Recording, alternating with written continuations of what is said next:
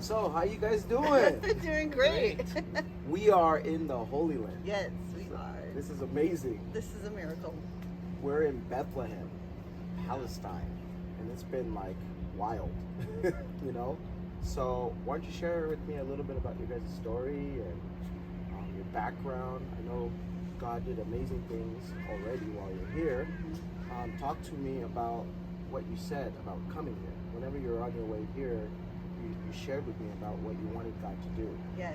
Why don't you share a little bit more about that? Absolutely. So, in preparing to come to Israel for the last 3 years, for the last like 15 years of our lives, you know, we're going to go to Israel.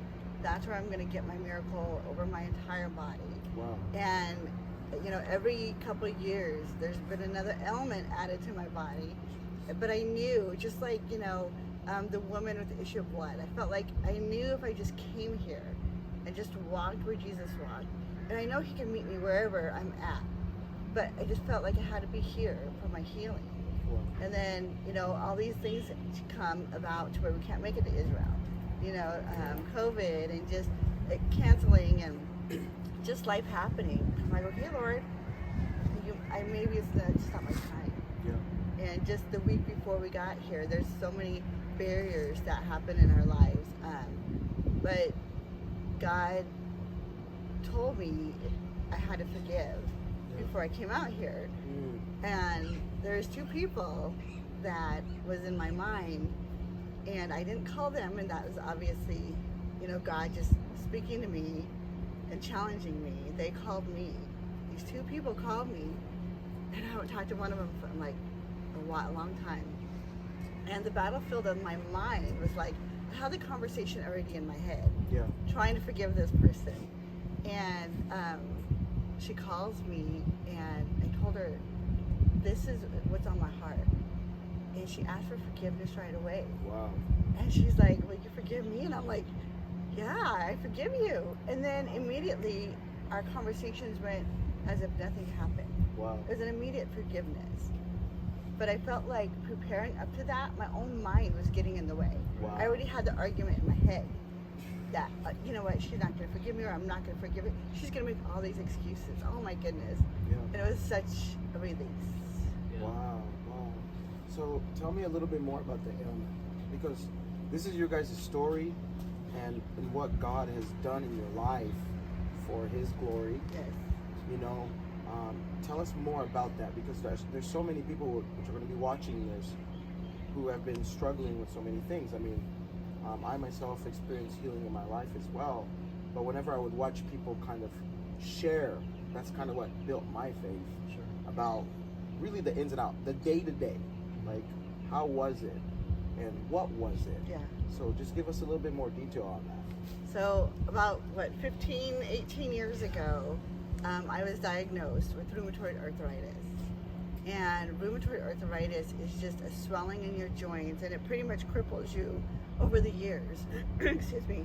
It cripples you to where you can't, your knees hurt so much. It used to pain me to get out of bed. I used to stand in the shower for half an hour just so I could start moving my body. And then I went to the doctor, and of course, every year I feel like they keep adding more medication in to my body, you know. And I couldn't do all the things I used to do.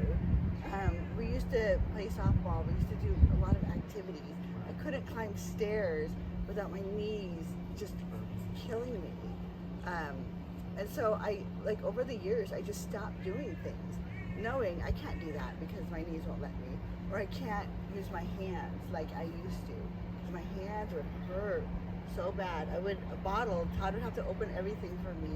He would have to lift all my luggage, do all my carrying for me, because it was just so painful to grasp anything. And there were moments I remember specifically where just she couldn't get out of bed. The pain was just so unbearable. And this was in the beginning, before going to a doctor or anything. But I would have to help her out of bed, dress her, like she couldn't dress herself.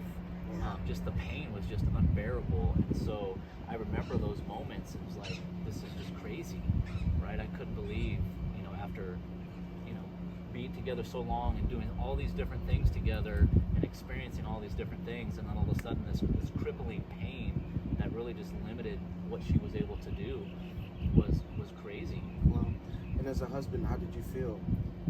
I felt like, God, why can't I take this? Because as a husband, I feel like God has designed us in a way to be able to almost carry more, right? As just as far as strength. But I think God also knows that as men, we would probably complain a lot more. That's right. Right? Like, He knows our wives can handle. I think that's why our wives are the ones that give childbirth and not us, because there's no way we would be able to handle anything like that, right? Yeah. But I felt like, God, why can't I take this from her? To see her have to go through that pain, it hurt.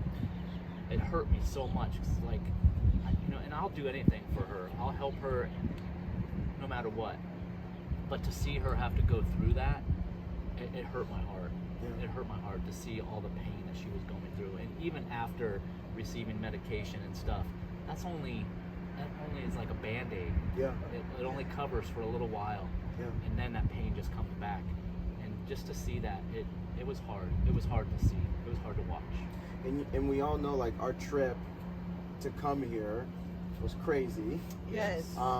So we were looking to come in 2020. Yep. COVID hits, and everybody's life gets turned upside down.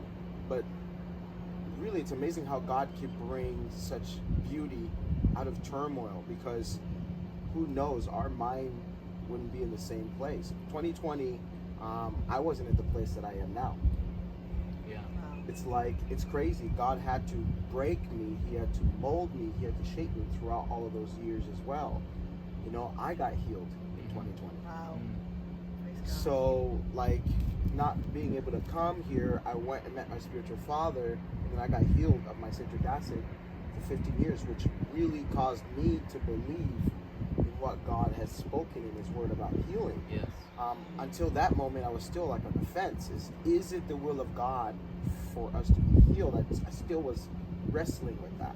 Yeah. But when I experienced that breakthrough, it also caused me to be at a different place in my heart. And so that delay for all of us, because I gave up my ticket, we didn't know if we're all going to come. Yeah. It's been 2 years, and I think it's not even necessarily the place, but your obedience. Okay, let's talk more about that. Like, you obeyed God. It's like God put something on your heart, Yeah. and you obeyed it. Tell me more about that. I felt like I had to meet God at a certain place. Yes. And God's with me all the time. I know that. But I felt like I had to build that faith, and I know He's going to meet me here. And every step of the way, even before, like a couple days before we got here, my car broke down. I was stranded on the side of the road. Wow. And normally, I'd be freaking out. I'd be like, I give up. I give up. Yeah. Because there's so many things that led up to before coming here. Work issues that I've never had before, and just things that came up. I was stranded on the side of the road. I was like, I'm done. I'm Wow. giving up. I'm done.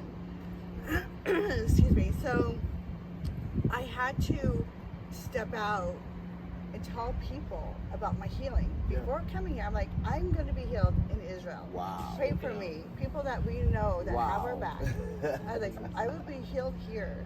So pray for me. Join us in prayer. Yeah. And even a friend of ours texted us, okay, where are you at? Has she been healed yet? Because he's a friend of Todd's. And Todd texted him back, she's healed. My kids. Wow. I was like, when I got healed, I texted my kids because, they're in the United States. And I don't know what time it is over there. So instead of calling them, I texted them, like, I'm healed. I'm healed. I'm believing and I'm knowing, and I have to share people right away, excuse me, that I'm healed. Yeah. Wow. And when you got here, we started having that conversation, which I think a lot of churches are very uncomfortable when the term deliverance comes, and there's been abuse behind that. People have made it weird, and then the churches. Sometimes I guess I like to say that there's a difference between control and order. Sure. Like, God's order has to do with love, and control has to do with fear. Right. And I feel a lot of times that when it comes to things that the church feels like they can't control, then they become very afraid of it. And deliverance is